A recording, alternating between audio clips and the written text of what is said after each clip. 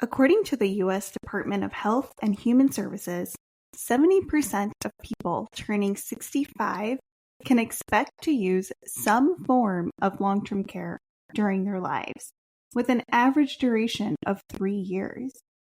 With the high costs associated with long-term care, it's crucial for older adults and their families to have a solid financial plan in place to ensure a secure and comfortable future. Welcome to Aging Together, a podcast dedicated to exploring the challenges and opportunities of caring for our aging loved ones. This podcast is a product of Caregiver Consulting and Healthy Solutions, a private consulting practice dedicated to helping you navigate the aging process with ease. Together, we will dive into a wide range of topics, including health and wellness, financial planning, caregiving, and more. This podcast is for everyone, whether you are an older adult looking to age in place, a caregiver seeking support and guidance, a young or middle-aged adult planning for the future, or simply someone interested in learning more about the aging process. I hope you'll join me on this journey. Let's navigate aging together. What's up, everyone? I'm your host, Pooja, and you're listening to Aging Together. November is National Family Caregivers Appreciation Month. November is also Home Care and Hospice Month. As an occupational therapist, I have worked with countless families to understand their options for care following an acute hospitalization stay. The biggest misunderstanding? I have Medicare. Well, bad news, folks. Medicare only covers so much. If you need around-the-clock care at home or potentially a transition into a long-term care facility, Medicare does not cover that. So who does? Well, in most cases, unless you have a state-funded secondary insurance plan, you will be responsible for those finances. In many cases, this is where there's a true crisis. Unfortunately, it's a tale too frequent with little awareness of the importance of planning ahead, both legally and financially. Legally, stay tuned for an upcoming episode with an elder law attorney who will explain some of the documents to have in place to help. Financially, let's find out. For today's episode, I have the honor of interviewing Kit Lancaster, a certified financial planner. Kit Lancaster is a certified financial planner, a wealth management advisor, and the founder and president of Sterling Edge Financial. With over 20 years in the industry, Kit leads this firm with no investment minimums and no requirement to purchase a product from them to get advice on financial planning, financial coaching, and financial decisions. Kit served the U.S. Army for 4 years prior to beginning his career in the financial sector. Together, we're taking a dive into everything you need to know about financial planning and long-term care. Please join me in welcoming Kit Lancaster to the show. Kit, thank you so much for joining me today. Thanks for having me, Pooja. I gave a brief intro bio about you already, but I want to hear more about how you first got into this industry. And, in our talks together, I've learned your passion for kind of helping the older adults, especially when it comes to their financial plan long term. Can you briefly explain what financial planning is and what long-term care planning means to you, and why it's important for individuals and families to plan ahead? Yeah, so for me, financial planning is all about helping people make more informed decisions around money-related topics that influence your life, which is pretty broad. A key distinction there is it's a decision-making process, and the outcomes are emotional as much as they are financial. And that's complicated, that's nuanced. So I really enjoy that. That's how I see and define financial planning. With regards to long-term care planning, and helping families plan for it, I've got a lot of personal experience with this, as well as we have a lot of clients that have run into this problem. So when it comes to long-term care planning, it's understanding and setting more realistic expectations for something you're either in or you could suffer from, that being a loss of capacity, a loss of the ability to take care of yourself, and the second and third order consequences of that for you personally, emotionally, for your family, for people that are maybe dependent on you or otherwise in your life, or otherwise will need to help you in some capacity, either emotionally, financially, physically, for that. Yeah, absolutely. So today we're focusing on financial planning specifically for long-term care. I mentioned this in the intro, but November is Home Care and Hospice Month. And so part of this is, making sure people know what their options are and understanding kind of everything that goes into long-term care planning. In many cases, families hit a crisis in the event that a family member needs medical care or personal assistance that isn't covered by their health insurance plans. In your experience, what has been the biggest pain point in these situations? So number one, it's usually a combination of things, but first and foremost, it's either lack of planning or unrealistic expectations for things like Medicare, Medicaid, Social Security, or maybe even their own benefits should they have supplemental benefits to complement Medicare, for example. Those services are not going to help you offset or pay for chronic, ongoing, long-term care conditions. I think it'd be good to define long-term care, and what is it? Is your inability to do 2 of the 6 active daily living requirements and or a cognitive impairment.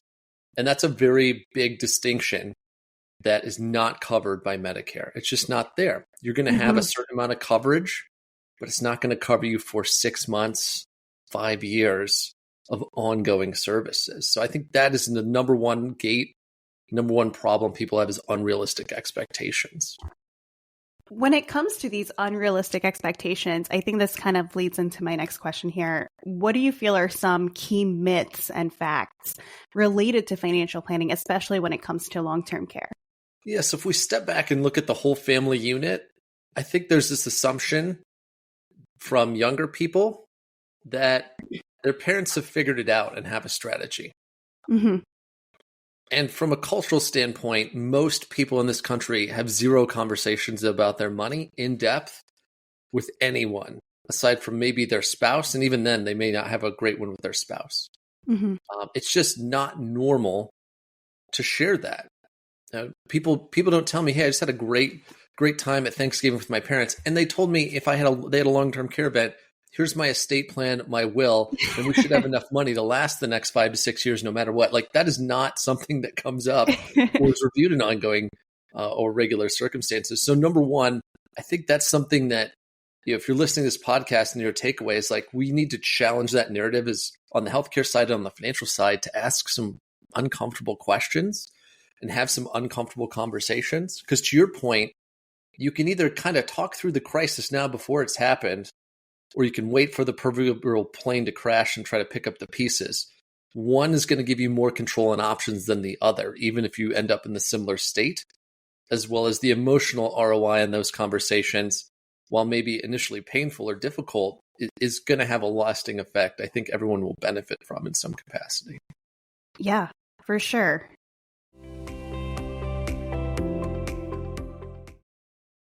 Before we jump into more questions, I feel like we need to break down the cost of long-term care options and the role that medical insurance plays in this. So I have some notes written down here from my perspective working as an occupational therapist and kind of learning along the way. Okay, healthcare covers this. Oh, Medicare covers this. Medicare doesn't cover this. Okay, now what are we going to do, right? Can you provide an overview of costs associated with long-term care that you've come across, including home care, assisted living, nursing home care? Yeah, so number one, there's some great links on government websites that we're happy to forward, as well as a company called Genworth that can give you an idea of the realistic cost of in-home care, assisted living, semi-private and private care for every zip code in this country. It's pretty fantastic. Is it perfect? No. Does it give you a baseline to start building realistic expectations for how much it's going to cost to get care at different levels? Absolutely. So number one, I would look at those resources and we can put them in the show note links afterwards. Number two, with regards to the cost, there's lots of second, third order costs people don't think about. Most people that are receiving care are going to get it from a family member. And a lot of our clients are younger. When we get referred into older people, it's because it's their parents or someone knocked on a door and they're like, our advisor retired. So most of our clients are younger, and I'm thinking about it from their perspective in the sense that when someone tells me, you know what, I'm going to take 3 or 4 years off and just take care of my mom, Right. that could cost you over $300,000 in Social Security benefits. Right. That could cost you career progression, a myriad of second, third order financial expenses that people just kind of brush away as like not being a cost, but they are. And I don't say that to demonize or suggest you shouldn't take that 3 to 4 years off. However, it will have a huge impact on your accumulation of wealth and your personal financial plans. And it's not going to be like $10, $20, or $30,000. It could literally be millions of dollars of an impact on your financial plan cumulatively. And so it's something to take seriously, especially if you're more career oriented. We have a lot of clients that are dual income. It may be easier for them to pay for a family member to get care, or maybe even go get them like a long-term care policy or help support their financial plan through efforts of that nature. And it's something that they should consider and think about if they have the means, and if they would prefer to maintain and have professional ongoing services as opposed to sacrificing their career to sign up for something they're not trained for, they're not educated in, and they don't have any experience in being a full-time caregiver for their family members. And if they do, there's resources for them to lean into. If your parents do have a long-term care policy and you need to take care of them, it's not uncommon for policies to have buckets of money in there that will pay a family member to deliver some of the care, or pay the family member to go through some training to deliver levels of care, as well as there's things you can build in your own personal financial plan to help offset or pay for those expenses should you want to do that. So I think there's really a couple of different areas to think about. One is, how are your parents or how is someone in your family going to go through a long-term care event? How do they want to participate? How do they have to participate in that event, either willingly or unwillingly? What are the options and what are the resources in order to facilitate an experience? And let's be mindful, these are multi-million-dollar decisions. Which can seem very trivial, but it's kind of like driving without auto insurance. You can probably get away with it for a while, but if you get in a bad accident, it could easily cost you several $1,000,000. And no one wants to get in an accident. No one's wishing an accident on you. But statistically, if you get on the road, we just know there's auto accidents. They happen every single day. It's the same thing with long-term care. It's like once you get to the age of 82, 84, the statistics are pretty high. You're going to need someone to help you, even if it's just dropping by once a week to give your meds. That is just a statistical reality. So, and I'm sorry, I kind of rambled a little bit there, but those are some big things I think people need to think about as they're engaging the support of someone for long-term care, or they're asking someone to give them support for long-term care. Yeah, absolutely. No, rambles are good. It means that you're passionate about the project or the topic. Mm-hmm. I agree with you. I think that a lot of people don't think about the secondary costs of care, right? Like you mentioned, it's one thing on the care provider's side. So whether it's a family member or, a friend of the family or somebody who's not trained, right? They, like you said, they're losing out on potential pay from work, potential savings, and then everything else that gets tapped into that. But then there's also the secondary costs of just day-to-day living, meal planning, transportation, medical equipment. These are things that, in the grand scheme of things, are not things that healthcare is going to cover, right? There are certain insurance policies. Medicare only covers certain equipment, and it has to be obtained from a Medicare-approved supplier for coverage, and it has to be prescribed by a doctor. And so there's a lot of red tape around what equipment is covered by Medicare and what's not. Now, some of the equipment, and actually most of the equipment that I recommend as an occupational therapist when people need it, is not covered by Medicare. And sometimes it'll be covered by secondary insurances, Medicaid. But when we're thinking about just the dynamics of the conversation we're having, we're not talking about people on Medicaid.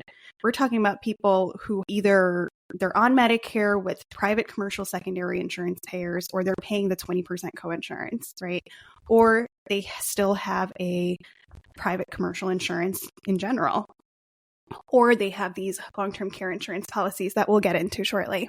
So I think it's also really important to understand that there's going to be all these other things that you're going to need just outside of basic cares that's going to require a financial value to it, right? There's a multitude of studies too by different custodians, government organizations, nonprofits. I mean, the number we've seen consistently put out over the last several years is the average couple that's age 65 or older is going to spend probably $200,000 to maybe $350,000 out of pocket on medical expenses in retirement. That's a big number. That's a really big number. And that's, like you said, that is not, these are all these things that are not included. Right. And that's not what you were thinking about when you were building up your 401k. No, not at all. We have a lot of younger clients we're encouraging because they've got the means to, max fund health savings accounts. It can be a great vehicle for certain people. And people are like, well, what if I never use it? I was like, you're going to use it. Don't worry. What do you mean? Like, what if I retire and there's all this money in there? It's like, well, this is the average cost. If you have $100,000 in this account, you're probably going to blow through that in the first 10 years you're retired, or the last 10 years you're retired pretty easily. And they're like, really? It's like, oh yeah. Yeah. When it comes to long-term care, is there anything that health insurance typically will cover? When I think of long-term care, I think of ongoing maintenance and support, usually beyond like 90 days. And you're typically not going to find that in health insurance coverage, because health insurance is usually to offset or pay for care to help you attain some sort of sustainable level of living. Disability insurance, if you're under 65, is going to replace your income until you can get back to work. And then long-term care is like disability insurance. It's like, hey, you're unable to take care of yourself, so here's additional resources for taking care of yourself. So I think the expectation that people have for health insurance, and I would set for them, is the chance of them getting something from it for long-term care is zero. I'm sure there are some exceptions if you dig in it. We always have all of our clients send us their huge 200-page PDFs of their employee benefits, because there are organizations that have all kinds of niche offerings out there that you may qualify for to offset these, and they may call them health insurance or maybe part of an insurance package without a long-term care label, but it is a long-term care benefit. This could be people that work for nonprofits, large institutions, universities, military veterans. There's little niche offerings out there, but specifically for health insurance, you're usually not going to see ongoing support for chronic illnesses that you most likely won't recover from in health insurance. Yeah. And I think the other side of long-term care is inpatient care, right? So if you are determined that, hey, I don't have anybody who can help me out at home. I don't have friends or family who can help me. I can't manage on my own at home. I don't want to have 24-hour privately hired caregivers taking care of me at home. I would much rather just go live in an assisted living facility or a nursing home, long-term care, skilled nursing facility. And this was one of those like eye-opening moments when I started working full-time in the hospital of like, oh, Medicare doesn't cover that. And it was, it's one of those things that's like you don't think about or you don't realize until you get to that point where we determine that somebody's not safe enough to live at home independently, alone. They don't have the resources for family or friends to check in on them. They don't want to have somebody coming to their home, and they're open to transitioning into an inpatient setting or a supportive living environment. And now all of a sudden, they don't have the financial means to do it because Medicare doesn't cover it. And so I think thinking from that perspective too, that's one of the biggest myths that I would put out there is be very mindful of reading your care policies, especially under Medicare and Medicaid, because there's a lot of services that are not covered. I will say inpatient long-term care, so skilled nursing facilities typically are covered under Medicaid. It's a state-funded program, and so that typically does get covered. But again, kind of talking about what I mentioned earlier, in order to qualify for Medicaid, a household of two has to make less than $27,000 a year. And that's gross. That's pre-tax. And so, let alone planning for, future care, they're kind of just trying to survive day to day. And so that is where Medicaid would cover something like that. But they're not covering any of those additional services that you might need, right? They're not covering therapy. They're not covering other maybe outpatient services and stuff that you would need.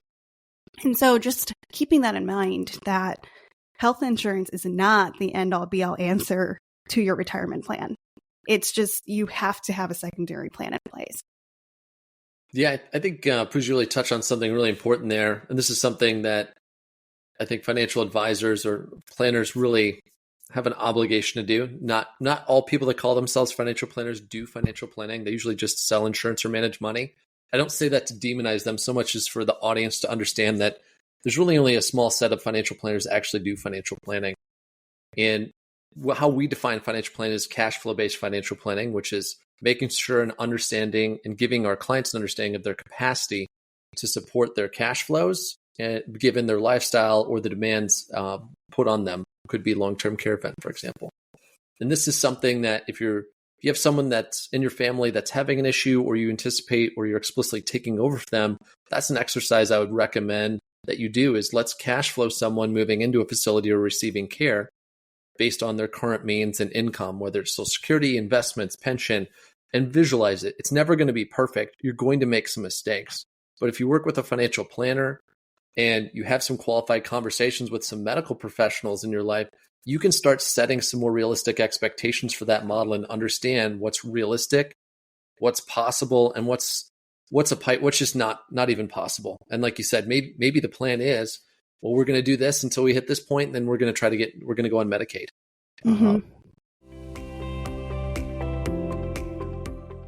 Aside from medical health insurance, you kind of alluded to these long-term care insurance policies earlier, which are separate from health insurance and also separate from life insurance policies, right? What is long-term care insurance? What are the benefits of it? And is it a suitable or viable option for everyone? Yeah. So brief history on the long-term care market. My grandmother she had dementia, and she lived in a memory care unit for the better part of a decade of her life. She got a long-term care policy in the 1990s. It paid out a whole bunch of money to give her very nice care. Nice. And all the insurance companies that wrote similar policies went out of business or just lost buckets of money in the late 90s and the early 2000s because they thought people like my grandmother would buy these policies, they'd lapse, they'd throw them away, they wouldn't use them. And the utilization rate was far and beyond anything they statistically thought was possible at the time. Right. So what used to be hundreds of options, there's maybe like 6 companies that offer traditional long-term care today.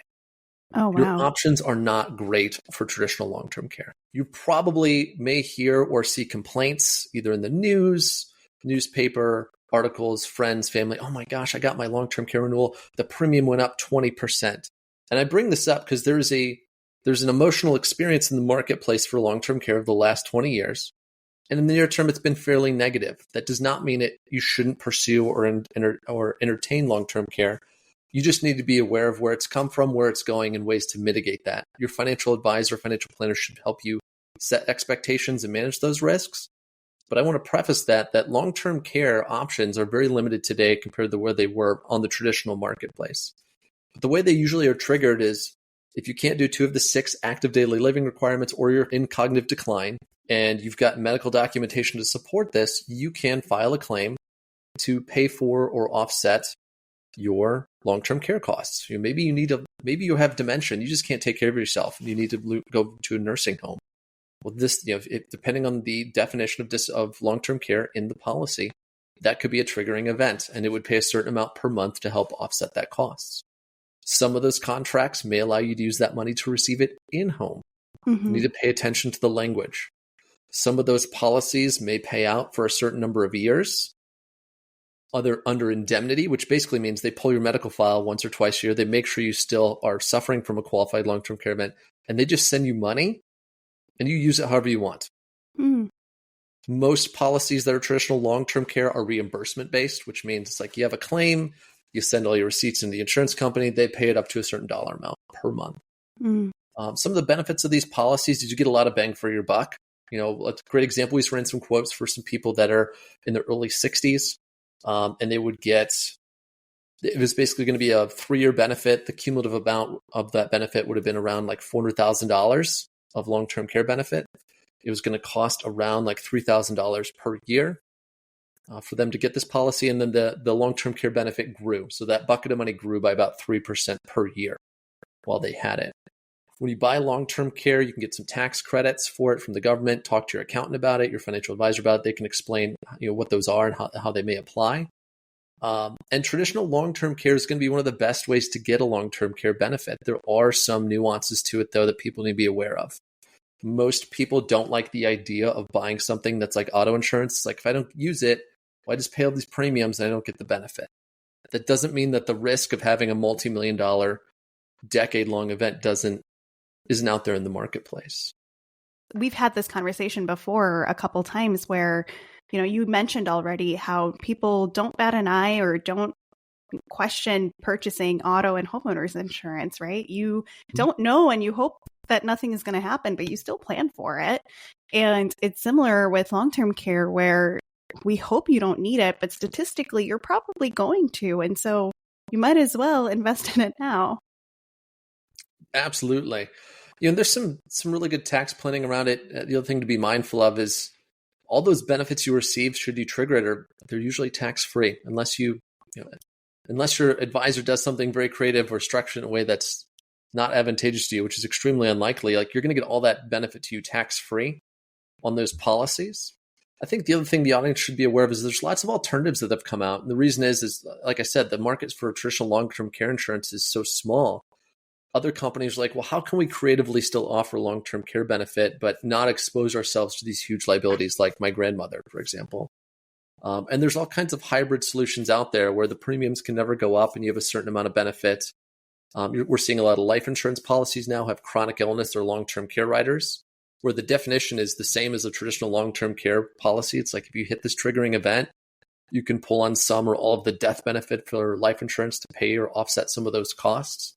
And those are things people should be aware of in the marketplace that are out there that can be clever ways to reduce and offset long-term care costs that are efficient and maybe have an experience that's more compelling for you as a consumer to buy, even if they're not as mathematically exciting as traditional long-term care. Yeah, that's good to know. I think whether it's something that you are eligible for or not, it's important to know what options are available so you can at least see if you're eligible and have that option, right?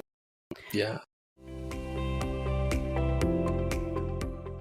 What are some of the most common areas that you address when you're working with older adults? I know you mentioned most of your clients are kind of on the younger end, but maybe you're working with them to help them with their parents in this situation, right? What are the most common or highly recommended services that you see or provide for them related to financial planning? Yeah, so I'm going to just use an example of some clients that we took on about 3 years ago. And they're older, they have a decent amount of income, but they've got some complexity to them. And more or less the gentleman and the family, we'll call him Jim. Jim's like, I got diagnosed with early onset dementia. I know my mental health is starting to fade. I need you to train Jane on how to manage our finances. So the first thing we did is we built a budget. We got an understanding of all their expenses. We got an understanding of where all the insurance policies are, what all the obligations are, where all the income is coming from. That would be step one, is understanding your cash flows and your obligations. The second component of that is start to plan for things like, well, what do you want to do with your life? What is important to you the next 5 to 10 years of your life that we need to cash flow that are one-time events? I mean, most of our life is not just a static budget. It's vacations, it's weddings, it's funerals. There's all these little things that we want in our life with our grandkids or our parents that we want to experience. And those take money or they take time, which can be a form of that. So as we transpire through understanding cash flows, insurance policies, investments, taxes, and estate planning, that leads to the other aspect of, hey, what if something happens to you? Right. What are your expectations? Where do you want to receive your care? These are good conversations to have, the sooner the better, to get yourself emotionally prepared and then to get yourself financially prepared. Because according to the research we're seeing, and I'm sure you're seeing as well, most people want to get their care at home if they can. It's like, get me out of here. I'd like to get it at home. That's where I want to be. But everyone's different. Some people may want to move somewhere. Like, there's a lot of, maybe on the upper end of affluency, there's a lot of people that are interested in structured communities. It's over 55. and the level of care available to them less than a mile away is somewhere between extraordinary, like Ritz-Carlton level, to an elevated healthcare experience. Mhm. And we see that here in Chicagoland. There's a whole bunch of communities that are like that, as well as across the country. It's a fast-growing demographic of developments. But let's have those. Let's see if those are possible, if they're probable. Like, what can we do to structure our lives to be prepared for that? Because that can create a lot of peace of mind. That can help us understand or understand when we hit that triggering event. We've already had the discussion. This is where we want to go. And then it's just refreshing that conversation. Have things changed? Maybe they have. Maybe they haven't. Right. Yeah. Yeah, I think those expectations is a big thing. Like you said earlier, it's not a dinner table conversation, and you really need the professionals to get in there and ask you those difficult conversations, maybe have the entire family at the table and say, hey, we're having a financial planning meeting, but it's about your long-term care plan. Yeah. So how are we going to do this, right? We need to have these conversations. We know it's not a fun topic, but we do need to plan for it. Yeah. Can you discuss maybe the role of financial planners in advocating for or protecting the rights of certain older adults, maybe when it comes to, financial planning for someone, you just mentioned for Jim, who came to you voluntarily and said, hey, I just got diagnosed with dementia and I need my wife to learn all the ins and outs of this, right?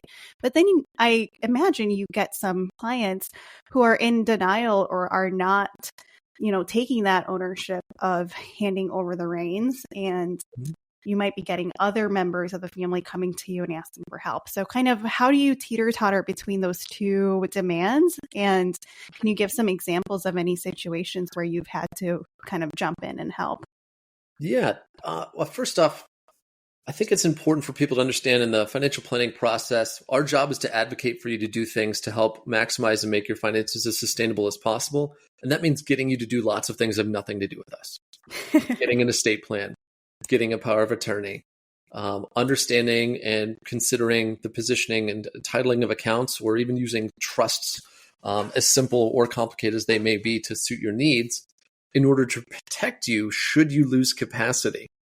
Mm-hmm. And I bring that up as I'm sure you see this in the medical field. Everyone feels like they're invincible. Like in my prior life, I was in the Army for 5 years. A lot of people think they're invincible. Yeah. And they wake up one day and, you just become more human real fast. And you humble yourself to the reality. You know what? Maybe if something did happen to me, I would like to have some more control or peace of mind on who's steering the ship. Right. And I would love to hear your perspective in the sense that we all know the state and these huge corporations and hospitals have all kinds of default plans that you may or may not enjoy being a part of. Yep. But you've signed up for if you don't have your own course of action. Yep. I say that all the time. There's a plan in place. Just you decide whether you want the plan that was created by somebody else or you want to create your own plan. Yeah. Yeah. In the financial services industry, there's a big push now, and that's come out through regulators as well as self-regulation within the industry, to have trusted contacts listed on all investment accounts. I would not be surprised to see insurance companies follow suit with this. They already have it in some capacity, but that just means someone who's authorized to talk about your account with your advisor on their behalf, but not necessarily act on their behalf. So, Sure. If someone's children's on there, we can kind of create some context to facilitate a conversation. We can't take trade instructions from them. There's lots, they can't just be like, oh yeah, this trusted advisor said send money, so send money. We can't do that, but it can help fill this void, as opposed to if you work with a discount broker, you call a call center. It's like, yeah, I can't talk to you. Like, you're not on the account. You're not even a trusted contact. I can literally tell you nothing about this. So, to answer your question, kind of bringing it back, I think it's really important to humble ourselves and try to get those things in place, and do so the sooner the better. We have clients that we don't work with them directly. We work with them and their power of attorney. They're in mental decline, or they're older and they literally like, hey, look, I want someone else here. Right. Or I want my daughter here, or my son here, or my brother here. Or we encourage them, hey, look, like, we'd love to, you're getting older in age. It can be more difficult to have these conversations. Is it okay if we make this a team event? And most people are on board with that because they want some protection. And more importantly, they just know when we're not there, that person is there to help remind them of what happened. Right. And can drive the ship. So I think, a key takeaway I would say is get yourself prepared and humble yourself for it. And if you can't, and it's too late, you need to find an attorney that might be able to find a loophole or course of action to help empower you to do so as things transition into where they cannot take care of themselves.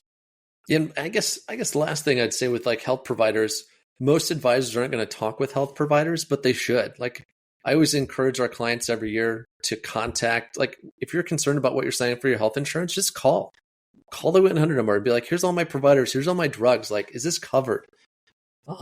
Regulators have been pretty stiff and hard on insurance companies to step up to the plate. And I don't think it's unfair for you to work with your advisor to do the same thing, to call the different providers and get an understanding what these costs are. The worst that can happen is they're going to be like, I don't know, I'll figure it out and get back to you.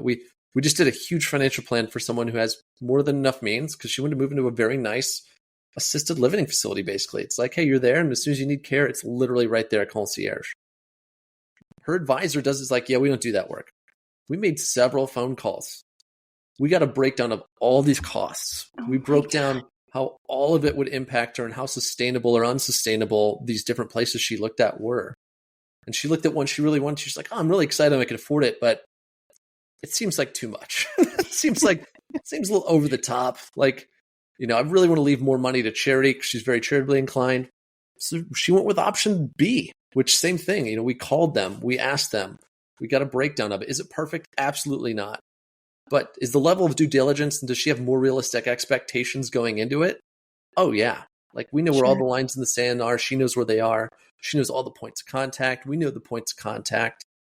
So as soon as things escalate, like the unknowns are significantly smaller that are there. And then we can have a conversation with family members to do the same thing. Right. And I think that's actually the biggest thing a financial planner can bring to the table is facilitating meaningful conversations, not just with their clients, but with their family members and other trusted parties to make them more aware. Like if I could talk to your doctor and be like, look, here's the deal. This is their financial means. We need the best course of action, being mindful of that. That might help them. They're going to give us answers we're never going to find on our own. They're part of the team. Yeah. Or the doctor might even come to you and be like, hey, here's everything that's going on. And chances are they're going to need this level of care. And so just so you're aware, it might be important for you to include this in whatever you're doing with them. Yes. So it works both ways, right? It does. Along those lines, do you find or do you foresee a benefit of working together with not just doctors and possibly elder law attorneys and whatnot, but also care planning professionals? There's a lot of different forms of care planning professionals in the industry right now.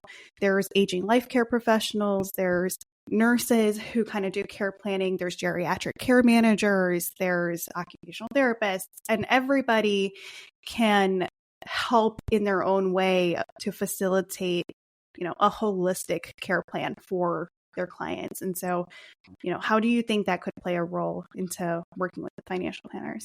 Yeah, I think in the financial planning world, this is something that we're very concerned about in general, because there's a lot of risk involved to our clients, to businesses, to ourselves. There's a lot of nuance, and emotions run really high when we talk about or touch money, period. I think collaboration above and beyond and outside the scope of what the traditional financial advisor has done, just manage money and sell insurance. It's not just like something we should think about doing. We should be actively doing it ongoing. We're already doing it with accountants and estate planning attorneys. Why not take it to the next level? Especially, and I bring this up in the sense that there's a lot of people, as we've touched on, like they're only going to be able to get Medicaid. That's their only plan. Like it's there. There's a whole bunch of other people that they're going to have more means than that. They're going to want more options. And this is 2023. Like no one's looking for the McDonald's option. Mm-hmm. No one's looking for the Burger King option. Like they want more nuance to that. They want something more personalized, and they need and demand things more personalized in the way it's delivered to them. Their services, their advice ongoing, and our ability to collaborate, communicate, and structure and deliver ongoing meaningful advice outside of a product or like a one-time delivery of service. It's there. It is there. I mean, whether it's a Taylor Swift concert experience or a sports experience, like everyone's expectations are a little bit higher, and our ability and capacity to deliver those is at a level that it's never been before. Right. And to dog on the financial services industry, I mean, less than 20% of advisors are under the age of 45. Most of the advisors are older. So there's a huge succession problem. There's just not enough advisors probably to fill that vacuum. There will be, but there's a lot of older advisors out there that don't want to or don't have the time or interest or inclination to do it. Right. But I think younger advisors or people that are servicing those markets that are younger, they're probably out there already actioning that now on a very micro scale, maybe 50 clients here, 50 clients there. I think it's a business opportunity to transcend what you're doing, to be more meaningful, deliver a higher level of experience, and most importantly, just service your clients at an elevated level. Because 20 years ago, you couldn't do a FaceTime call, a Skype call, or walk into your client's doctor's office. That would have been inappropriate or weird. It probably is a little bit inappropriate and weird today if you don't do it right. But I think challenging and having that empathetically, sincerely, is something that everyone wants. Right. And to a certain extent, everyone deserves, should they want it. So creating that experience and helping set those emotional expectations, that's something that's my job to do. And then empowering them and giving them permission and encouraging them to talk to other people is super powerful. And whenever you're in a place of trust to give advice and you can empower someone and get them to take advice from someone else, can get them off of the Google yourself to mediocrity or failure list, I think is extremely important, because we're not drowning in like great ideas right now. I think there's just so much information out there that can be manipulated or taken out of context. It's like this illusion that access to information is knowledge. Right. And it's not. If anything, it should just freak you out more and make you value your professionals more. And I don't say that to dissuade people from doing it so much as just set more realistic expectations, use it as a springboard, maybe to have more informed questions. But the person that might be able to prepare you for that could be the person that's walked 50 other people over, similar in the medical arena. I'm sure there's handoffs that go on all the time. People just kind of gloss over that are extremely powerful. Why can't financial advisors or financial planners in particular do that? The value of a handoff, a warm handoff, is, I think, quite underrepresented and undervalued, I think. Yeah. Have you had or noticed any cultural differences or hesitations between your clients when it comes to the use of financial planners, or even just like care planning in general? And how do you navigate that? Oh, yeah. We could do a whole episode just on that. How people think about themselves in the context of their money and their life experience can have a huge impact on how they think about money for the duration of their life. We see a lot of people coming out of scarcity. Most of our clients. So, and I say this in the sense that what I'm going to say is highly niche. It's probably not statistically sound, but it's empathetic to your question and meaningful to your question, in the sense that we have a lot of clients that are making way more money than they ever thought they would make. Maybe they made more last year than their parents ever made in their best year 5 years ago before they retired, and they're 30 or 35. That has a certain psychological effect. Like the expectations we have based on our life experience can affect how we think about money long-term and how we position our money long-term. Our experience for how we've paid for things and not paid for things can be a huge impediment. I'm sure you see this in medicine all the time, where someone gets some life-saving drug, it costs $20 a month, and that little $20 a month of friction might be just too much for them to stomach. Or maybe it's $200 a month or $2,000 a month. We can see similar things in the financial services field where people are like, I don't want to pay someone. I don't think they're going to help me. And I mean, they're right. If you're not coachable, if you're not looking for advice, if you don't think someone can help you find or avoid huge problems and mistakes or capture huge opportunities, then yeah, go for it. Do it all on your own. There are consequences to that. But similar to going to your doctor, I mean, one decision, one change of behavior, one realization, your blood pressure is high, your cholesterol is high, whatever multitude of things. Here's some things you can do to mitigate or reduce your risk from this becoming a bigger problem. I mean, how much is a year of your life worth? how much is 3 years of good health worth? I don't think you can put a number on that advice. And I bring that up as there can be similar kind of avoidance to take advice or seek advice in the financial services sector based on someone's experience, or they don't value advice based on where they came from because they came out of a scarcity model. Like every dollar matters. Like why they don't see it as I'm paying someone to help me do something better. Like I'm going to a gym and I'm going to get it in better shape and that has better effects on my life. It's more like it's an expense. Right. So that can be difficult to overcome. And then from a cultural standpoint, some people like their financial plan is, hey, I have to take care of my parents. Filial duty. Yes. And there's certain cultures that is just ingrained and built in. I think people discount and don't understand in this country as well. That was the expectation for several generations of Americans, period. Didn't matter where you came from, Eastern Europe, Western Europe, or where in the world you came from.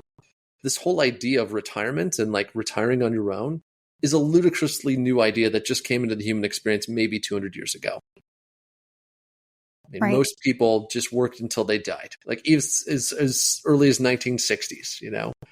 And the idea life expectancy wasn't that long before, right? I mean, now when we look at, we talk about health and taking care of yourselves, and life expectancy is higher than it's ever been in the States. And so when we think about what the norm was 200 years ago of, we're probably going to be working till we die, but if we need help, like our family will just help us, to now where people are retiring and then they still have a solid 20, 25, 30, 40 years that they need to plan for, right? And during that 20, 25, 40-year time frame, their kids are also navigating their own families. And so now it becomes a bigger task for that sandwich generation than it ever was before. And so how do we work to help mitigate the stress of that? And that's by planning ahead for it, right? I think you touched on something as well that is very important. There's a lot of mass generalizations and statistics out there on LinkedIn or Facebook that can mislead us to how we're doing. And usually it's to make us feel bad, like to get like some sort of dopamine hit to get more clicks. But anyway, to your point, we're living longer. People are getting married later. People are buying homes later. There's all these statistics that are out there, and they're usually framed in a negative context or like try to accentuate your excitement to get on a hedonistic treadmill. But I just bring this all up because, like you said, the sandwich generation, I'm not sure that existed 30, 40 years ago. Right. This idea of like you're raising kids, and oh, by the way, like you got to take care of your parents too. Like, what? This is something that's new that's out there. Yeah, I agree. It's a conversation culturally that we have a lot. We're fortunate that our parents have less expectations than what we perceive them to have, growing up.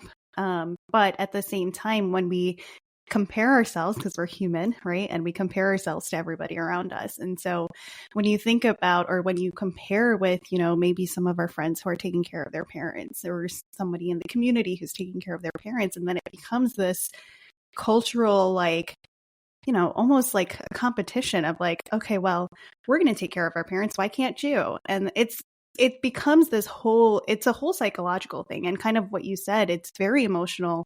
There's a lot of nuanced decisions that need to be made to create this plan, right, that you end up with. And so I think, like you said, the more people, the more professionals at the table that you can have to help integrate these difficult conversations within the entire family unit and not just your client, I think it just sets everybody up for success and with a lot less of an emotional burden. Yeah, it's just I think that what you touched on too is really important, and it's difficult. Is like you got to really try to think of things of like, how do you want them? What's possible in your context?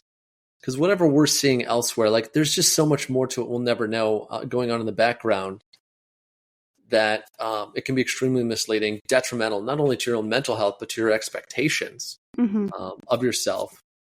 And it can be very misleading. It can be very misleading. It can be very distracting. And then you're dumping a lot of mental time and energy into something that's not serving you. It's serving some idea that is not realistic. Or otherwise, like maybe it isn't even what you want. Right. And it can be, like you suggested, be kind of toxic. So yeah, Absolutely. Well, this has been an extremely productive conversation, and you've given us quite a few takeaways already throughout the episode. And I hope our audience has learned a lot. I've learned a lot. I picked up a few things I didn't know, so thank you. But as we come to a close, what is one general takeaway you'd like the audience to consider as it relates to financial planning and long-term care planning? Yeah. I would say think about your life and your financial decisions in relation to your life experience and expectations. Challenge those expectations and think critically, humble yourself, like plan for the worst case scenario and hopefully you never need it. But as it pertains to long-term care and aging, one of the fastest demographics in this country is people over the age of 65. The cost of healthcare is not going down. So what those experiences are going to be for you and your family could be exponentially different than it was for your parents, for your neighbor, and challenge yourself to seek your own answers. Challenge yourself to leverage those professionals that you have contact with today to make more informed decisions, being mindful there's a financial component to it and an emotional component to it. Right. And where those cross and where you want to land, like that's a personal decision, and take some time to do it. Try if you can do it sooner than later. So when if it does get tougher, harder, or thrust upon you, you're just more prepared to handle it emotionally as well as technically. Absolutely. And maybe make it a dinner table conversation, right? Thanksgiving's coming up. Yeah. I think that's really just lead with questions. Hey, you could even ask your parents, like, just curious, what was your experience with your grandparents, like aging? What did you learn from them that informed how you want to age? Yeah. How have you seen people go into retirement or deal with their inability in your community to fully take care of themselves? Mm-hmm. And how do they think about that? Yeah. So, well, Kit, thank you so much. It was a pleasure having you. thanks for having me. I hope this was helpful and meaningful for those who listened. Absolutely. To all my listeners, thank you for tuning into this week's episode on financial and long-term care planning. Sharing expert perspectives on various age-related topics and services can help the community learn how to plan for a healthier future. At Caregiver Consulting and Healthy Solutions, we are dedicated to helping you navigate aging together. Thanks for tuning in, and I'll see you next time.